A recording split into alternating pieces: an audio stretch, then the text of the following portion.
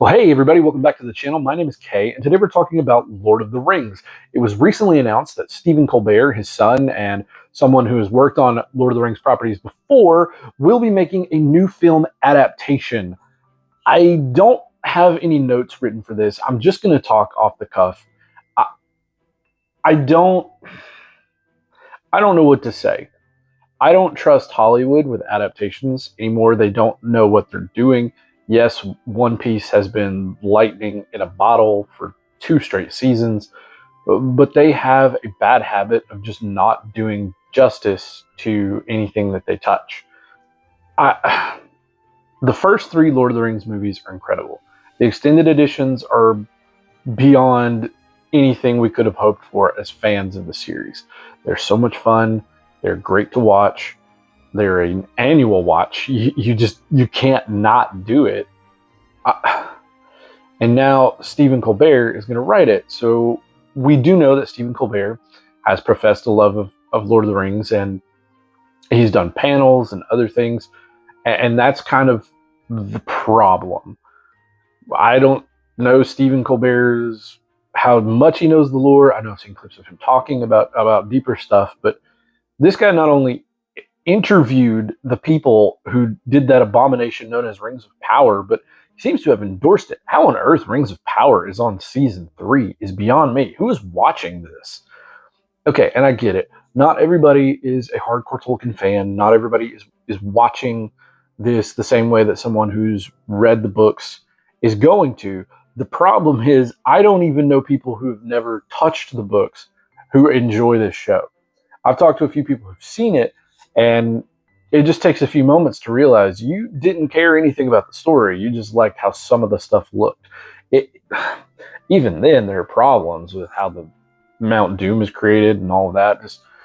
I don't really want to talk about it, but this thing with Stephen Colbert, I don't know why they would think this is a great idea. Now, this isn't a full knock on Stephen Colbert. I remember Strangers with Candy and things like that. He is capable of being funny. I'm not saying he's not. We know for a fact his show got canceled. His show's been bad for a very long time. It doesn't get the ratings that people were hoping for. He spends all of his time pushing one side of a political agenda and insulting the other. Like, look, man, I don't care what you feel about politics one way or the other, but when your entire show is dedicated to just ramrodding the other side, I mean, never taking shots at your own, and the punchline of every joke is one politician's name. I just don't care anymore about what you think about those kind of things. And then now you're like, hey, I'm going to go into Lord of the Rings. We know you've been so invested in putting your spin and your idea of how the world should work into everything. And I'm not saying worldview doesn't come through in art, but it is so pervasive in everything this person does. Do we really imagine it's not going to happen? And this kind of plays into, there are 2 different things that I've heard about the story. I'm not sure exactly which one is happening, because you would think with an announcement like this, it would all just be straightforward, but it hasn't been, because the first announcement I saw said that this was going to take place after the story and Frodo has gone to the Grey Havens, although in that it said he died. Frodo doesn't die. He goes to the Undying Lands. The Undying is in the name.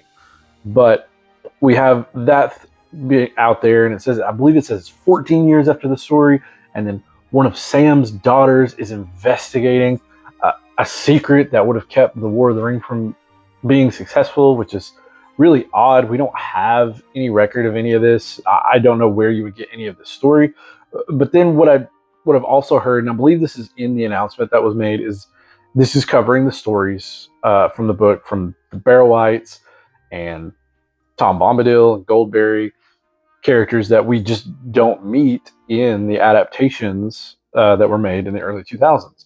So I kind of think that's probably what they're going to do. Maybe it's something where, hey, it's 14 years in the future, and his daughter asks him, hey, what about this? There's this gap in the story, something. Oh, it almost didn't happen because we got captured by Barrow-wights, and they tell this story and how that's very possible. So maybe people have different points of the plot and they're just talking from different places.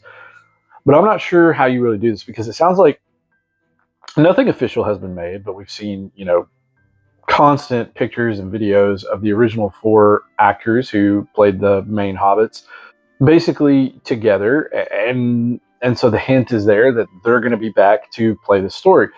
This was, so this is 2026, and so we're going 25 years in the past, and no offense, these guys have all aged very gracefully. Outside of Elijah Wood, though, I don't know any of them that don't look 25 years older. And I get it, there's makeup, there's different things you can do. You can de-age and CG, but maybe that's not what we need. Maybe they do cast new hobbits. Maybe they play the older versions of themselves and it flashes back to something younger. It's very possible. We know hobbits live a very long time, but for them to play the younger versions of themselves, and we do say younger, they were pretty old by the time The Lord of the Rings actually happens. But it's very strange, and they all... And you can't get away from politics with this because of who Stephen Colbert has put himself out there to be for so long. But all 4 of these Hobbit actors feel and hold the same views that he does. So they're not going to be upset with slipping any of those things in. I feel like they probably will.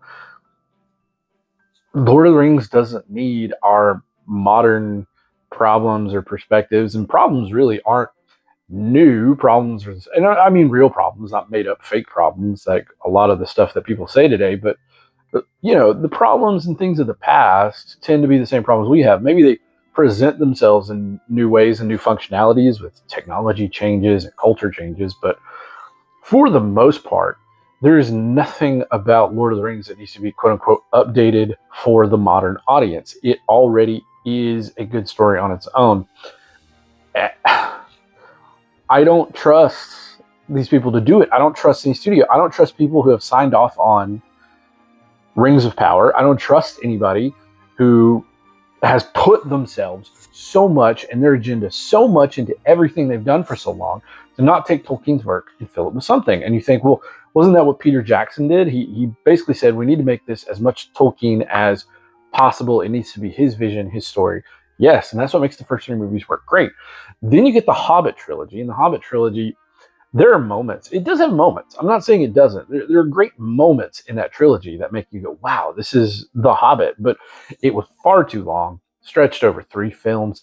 There was so much weird stuff added and changes to canon that doesn't make sense. Even if you want to say that it made more sense for the movie and why someone like Azog the Defiler is involved, it really doesn't, because if it wasn't necessary for the book, and I know I just finished reading The Hobbit to my children, maybe a month, 2 months ago, and the part where it talks about Azog and how his father died and all that, it's barely mentioned. It's a very small passage, so you don't have to set something up grander for this person to be involved. The story is just that endearing and well written. And so that's kind of the thing. And Peter Jackson also put, he put a new elf character in, he put Legolas in, and I understand the argument. Legolas was alive at the time of The Hobbit. And so him making an appearance made sense. Him being so much part of the story made no sense whatsoever. The weird elf-dwarf romance thing that they did, that didn't really make sense. And I get it. They want to put romance in. You have Aragorn and Arwen in the original, so you have something to work with. There's not really anything going on in The Hobbit, but that's the thing. The Hobbit was written for children. Children's stories do have love and other things, especially swashbuckling, adventure, and fantasy tales, but The Hobbit didn't, and that's okay. And so all of that is very forced. And now they're telling us, okay, we're going to do this story. It's going to be written by someone who's okay with Rings of Power. It's going to be written by someone who's okay with changes to the story, and not just changes that are necessary for film. And I do understand that there are some things that do have to change for film, like shortening and cutting things out, which is part of the problem. If they're going to go back and say, this is what happened on our way when we first left the Shire and we get caught by Barrow-wights and we meet this mysterious character named Tom Bombadil, the first question is, if this is so important that it needs its own story, why didn't you put it in the original film? And I love Tom Bombadil. I love reading those passages. They're very fanciful. It is a fantasy story. It's great to read. The way the films are done, it didn't serve the purpose of the films. The films are still great without it. We would all love to have seen it, but now you're going to go back all these years later and redo that. It just doesn't seem to track with me that this would be something necessary. At this point, it is just a cynical cash grab. I mean, we're getting remake after remake after remake. The same day that this is announced, they announced, well, not announced, but they released the trailer for the new Harry Potter show. It actually looked decently good. I'm very curious to see what it looks like. I'll probably watch it when it comes out just to kind of get an idea of where they're headed. Hollywood just doesn't care about these properties. What they care about is getting a paycheck. They want the money. They want people like me who are fans to spend their hard-earned money and go. And part of it is they're actually banking on the idea that, yes, people like me are not going to go watch it.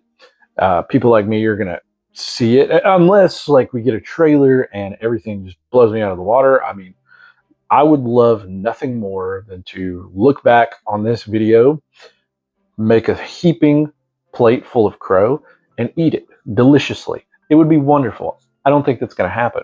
And so the studios really bank on people like me who are big fans just not going because they know they're going to get the everyday person in. But honestly, even everyday people, I don't think they really care for a lot of this stuff. Right now, the big movie in theaters is Project Hail Mary, and people love it. And from my understanding, it's because it's new, it's fresh, it's got a lot of heartfelt moments in it. It doesn't come from a place of cynicism and, just whatever condescending look that Hollywood has on the world. And so, who knows? Maybe all of this concern, like I said, maybe it goes out the window. I don't have hope for that. I have not had hope for that in a long time. And like I said, One Piece has been incredibly bucking trends. It is what stands above everything else in terms of adaptation currently in what we're doing present day. So I'm not sure. I mean, just honestly, I don't care anymore about Star Trek. I don't care anymore about Star Wars. I don't care anymore about these properties because the people running them are running them into the ground. I will never not care about Lord of the Rings, but I'm not going to watch anything you put out there because of the disrespect. We know that there was disrespect for scholars like Tom Shippey on the making of Rings of Power. We've seen with our own eyes the changes, the things that Hollywood wants to do to these stories because they think they are better storytellers than the person who wrote a story so good that they have to go make a movie based on it. Does that make any sense to anybody? No. And I mean, I rue the day that they start, adapting other books and things that, my family loves and other people I know love. But, you let me know in the comments what you think. Let me know if there's anything I missed, if you agree, disagree. Are you looking forward to this Lord of the Rings project? I haven't looked forward to the Lord of the Rings project in so long. Even the games have just been bad, but that's beside the point. Just let me know what you think down in the comments. Make sure to like, share, and subscribe, and I'll see you in the next one.